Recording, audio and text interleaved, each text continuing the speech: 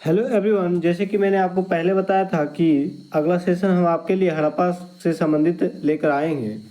तो आज से हम हड़प्पा सभ्यता को पढ़ेंगे, जो कि आप ऊपर में देख पा रहे होंगे। ठीक है। हड़प्पा सभ्यता को ही सिंधु घाटी सभ्यता या फिर मोहनजोदड़ो की सभ्यता कहा जाता है। ठीक है। आज से हम हड़प्पा सभ्यता ही पढ़ेंगे। तो यदि यह सेशन आपको अच्छा लगे तो लाइक करें और अपने दोस्तों के पास भी इससे शेयर करें, और आप कमेंट करें कि हड़प्पा सभ्यता में आपको कौन सा टॉपिक पढ़ना है। और ऐसे तो हम आपको सिलेबस सभी टॉपिक पढ़ाएंगे, लेकिन आप कमेंट कर सकते हैं। तो चलिए हम सेशन को स्टार्ट करते हैं। तो जैसे कि आप देख पा रहे होंगे, सिंधु घाटी सभ्यता की विशेषता क्या है। इसकी सिंधु घाटी सभ्यता की विशेषताएं को पढ़ रहे हैं। तो सिंधु घाटी सभ्यता की विशेषताएं निम्न प्रकार से है। ठीक है। तो निम्न प्रकार से है सिंधु घाटी सभ्यता। तो उसमें से पहला कौन सा है? पहला है सामाजिक जीवन। ठीक है। तो देख लेते हैं सिंधु घाटी सभ्यता का सामाजिक जीवन, अर्थात वहाँ के लोग जो थे वो कैसे रहते थे, उसके समाज कैसा बना हुआ था, वही बोला जा रहा है कि उसका सामाजिक जीवन कैसा था। तो देख लेते हैं मोहनजोदड़ो एवं हड़प्पा दोनों एक ही है, क्योंकि दो शहर था ये। मोहनजोदड़ो और हड़प्पा सिंधु घाटी सभ्यता का दो गांव या शहर मान सकते हैं।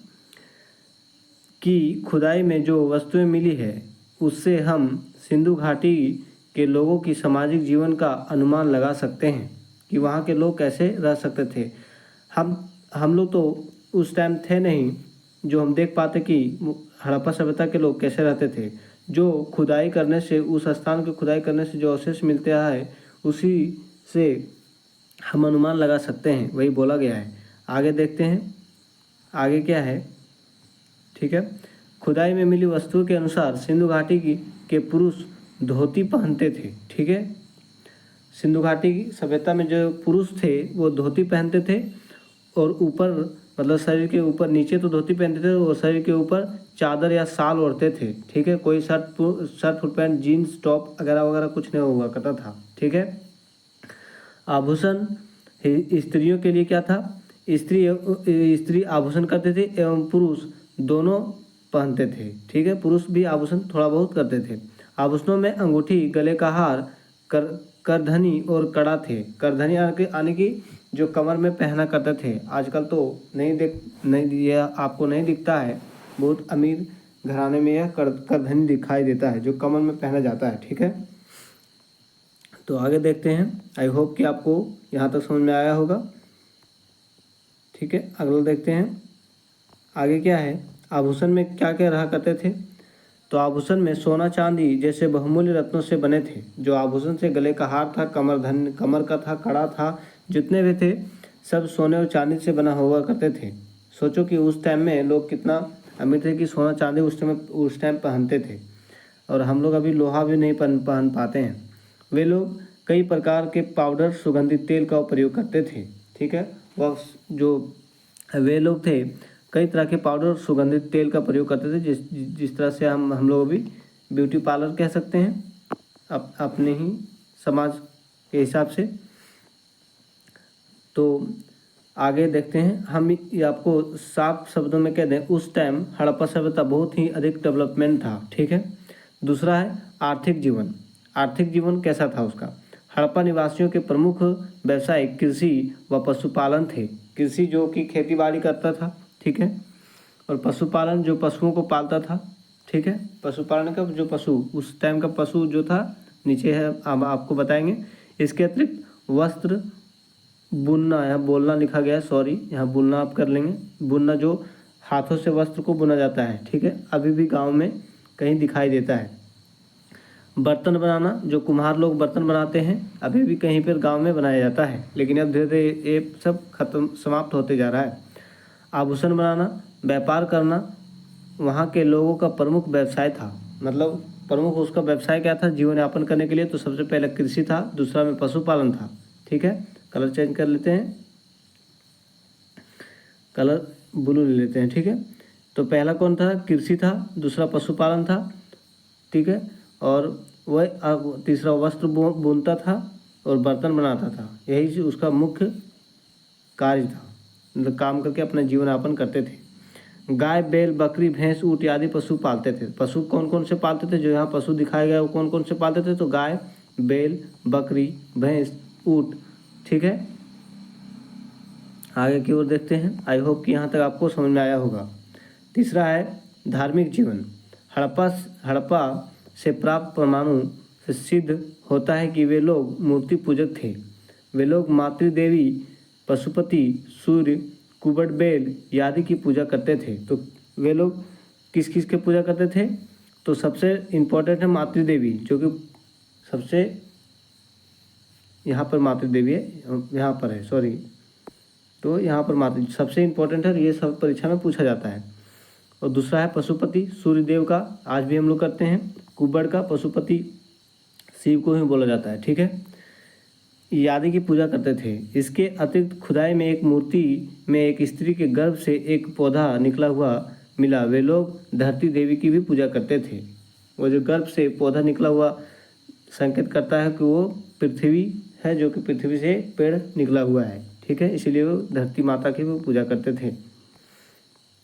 चौथा पॉइंट है सुनिश्चित नगर, यानी कि उसका जो नगर था सुव्यवस्थित या सुनिश्चित था, कुशल था, रहने योग्य था। वे नगर स्थापना में बड़े कुशल थे, मतलब नगर बसाने में बहुत कुशल थे। नगर कैसा बनना चाहिए, नगर का पानी कैसे निकलेगा, नगर में स्त्रियां स्नान कैसे करेगी, वो सब इन सब बातों से निपुण था। सबको इन सब बातों का ज्ञान बहुत अच्छे तरीके से था। उन्होंने हड़प्पा, मोहनजोदड़ो, कालीबंगा, लोथल, रोपड़ जैसी अनेक नगरों का निर्माण किया। ठीक है, सिंधु घाटी सभ्यता में कौन कौन थी नगर? कौन कौन? हड़प्पा भी था, मोहनजोदड़ो भी था, कालीबंगा भी था, लोथल भी था, रोपड़ भी था। ठीक है, और कई नगर थे। ये सब मिलकर सिंधु घाटी सभ्यता बना था। जैसे अनेक नगरों का निर्माण किया। हड़प्पा संस्कृति के नगर एक विशेष योजना के तहत बनाए गए थे। ठीक है, इन लोगों ने बिल्कुल सीधी सड़क एवं गलियों का निर्माण किया था। इन्होंने सीधी सड़क इस तरह से बनाया था कि जब गर्मियों में लू चलती थी तो अगर पूरब से ऐसे करके हवाएं आती थी तो ये जितने भी धूल होता था सड़क में वो सब निकाल कर पश्चिम की ओर ले जाता था और पूरा क्लियर कर देता था, यानी पूरा रोड को साफ कर देता था।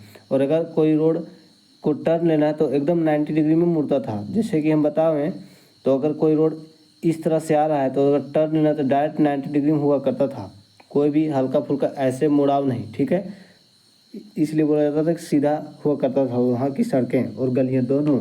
ठीक है, आगे की ओर देखते हैं। ताकि चलने वाली वायु उन्हें अपने आप ही साफ कर दे। मैंने आपको यह पॉइंट बता दिया पहले। तो आगे की ओर देखते हैं। उनकी जल्द निकासी व्यवस्था है, जल है। ठीक है, टाइपिंग एरर बच्चे कर देते हैं, जल है। ठीक है, निकासी की व्यवस्था बड़ी शानदार थी। जो जल निकासी, जो बरसात होती थी नगर में तो उससे निकलने के लिए, या फिर जो घरों में नहाते थे, घरों में वेस्ट पानी जो होते थे उन्हें निकालने के लिए अच्छी नालियों की व्यवस्था किया गया था, जो कि इस नगर से बाहर निकाला जाता था। नलियाँ बहुत सरलता से साफ़ हो जाती थी। नली को ऐसा बनाया जाता था कि नली अगर किसी तरह से जाम हो जाए तो उसे बहुत सरलता से साफ़ किया जाता था और नली में कभी भी बदबू नहीं आती थी। वे लोग समय समय पर नलियों को साफ़ करते थे।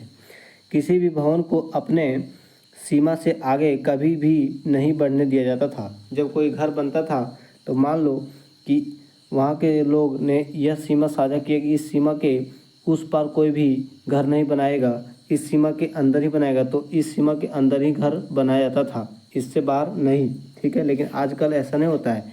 आजकल ऐसा सड़क है, सड़क के ऊपर भी लोग घर बना देते हैं। ठीक है, हम यह कह सकते हैं कि हम लोग पहले सभ्यता से भी पीछे हो गए हैं। ठीक है, तो हम आगे की ओर देखते हैं। और ना ही बर्तन पकाने की भट्टी को नगर के अंदर रखा जाता। जो बर्तन पकाने के लिए भट्टी थी, यानी कि गांव में अभी भी होगा, जैसे कुम्हार लोग जो मिट्टी का बर्तन, घड़ा हो गया, घेला हो गया, बहुत इसी तरह से थाली भी मिट्टी का बर्तन बनता है, कप भी बनता है। सभी जो ये सब पकाने वाला था, मिट्टी के बर्तन जो पकाने भट्टी थी, उस नगर के बाहर रखा जाता था ताकि पोल्यूशन ना हो। ठीक है, चलिए आगे की ओर देखते हैं।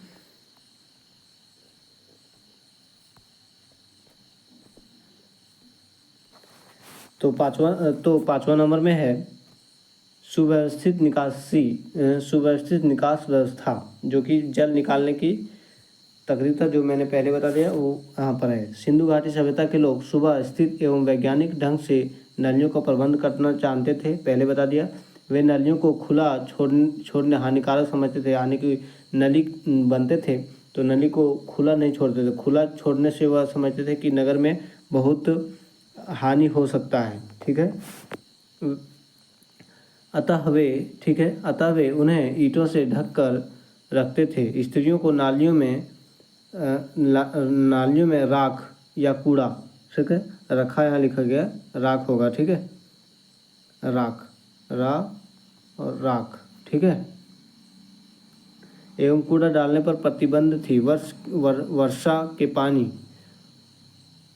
के पानी की निकास का विशेष रूप से प्रबंध था, यानी कि जो उस नगर का हड़प्पा सभ्यता के नगर की जो स्त्रियां थी उसे सख्त प्रतिबंध था कि आप नाली में कूड़ा नहीं फेंक सकते। ठीक है, और वर्षा की पानी जो हुआ करती थी वो इस तरह से नाली बनाई गई थी कि वर्षा का पानी बाहर तुरंत गांव से नगर से बाहर निकाल दिया जाता था। चलिए आगे की ओर देखते हैं। अगला छठा पॉइंट क्या है, निपुण नागरिक प्रबंध। ठीक है, यहाँ के जो नागरिक प्रबंध करते थे निपुण तरीके से करते थे। नगरों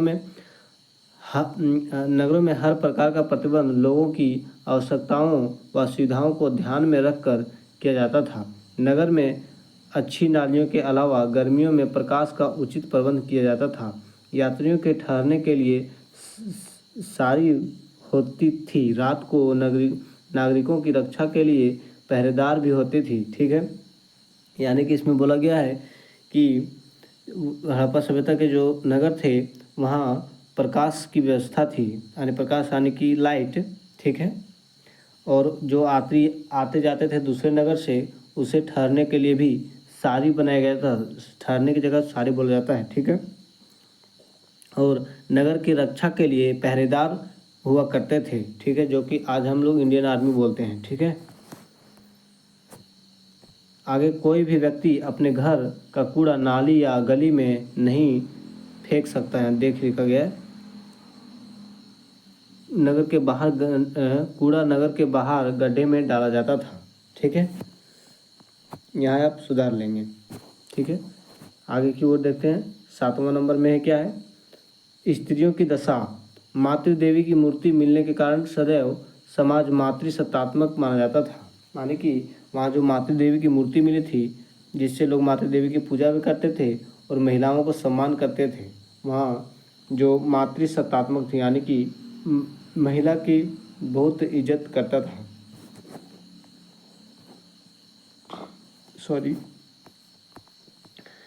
नंबर 8 पर है हड़प्पा सभ्यता की लिपि, यानी कि जो हम लोग का अभी लिपि क्या है, हिंदी का लिपि क्या है देवनागरी और इंग्लिश का क्या रोमन, उसी तरह से हड़प्पा सभ्यता का भी लिपि था। ठीक है, तो सिंधु घाटी सभ्यता का ज्ञान मुख्यतः मुहर, ठीक है, यहाँ मुहर लिखा गया, यहाँ मुहर होना चाहिए था। ठीक है, सांडी क्यों है, वह जो मुहर था उस मुहर में क्या तो सांड एक छपा था, ताम्र बुटिकाओं पर मिलता है। ठीक है, या कहाँ पर मिलता है तो ताम्र बुटिकाओं पर मिलता है। इस लिपि में लगभग 64 मूल्य चिन्ह थे। ठीक है, यह लिपि दाएं से बाएं ओर लिखी जाती थी, यानी कि इधर हो गया दायां, दाएं से इधर बाएं लिखे हुए करते थे। लेकिन हम लोग आज हिंदी में जो होता है देवनागरी लिपि उसे कैसे लिखते हैं तो बाएं से दाएं हम लोग ऐसे करके लिखते हैं, लेकिन उस टाइम क्या दाएं से बाएं की ओर इस तरह से लिखा जाता था।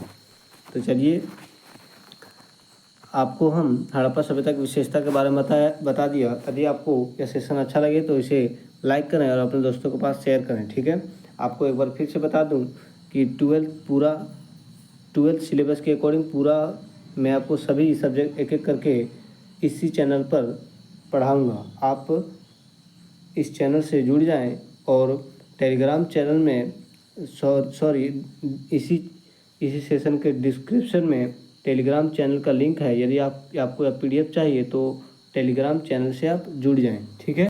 यदि इन सब क्लास से यदि इस सेशन से आपको कोई प्रॉब्लम हो रही है या तो फिर आपको समझने में कहीं दिक्कत हो रहा है तो आप कमेंट करें, आपको बहुत बारीकी से समझाया जाएगा, ठीक है। तो चलिए आज के लिए इतना ही। अब हम सेशन को ऑफ करते हैं।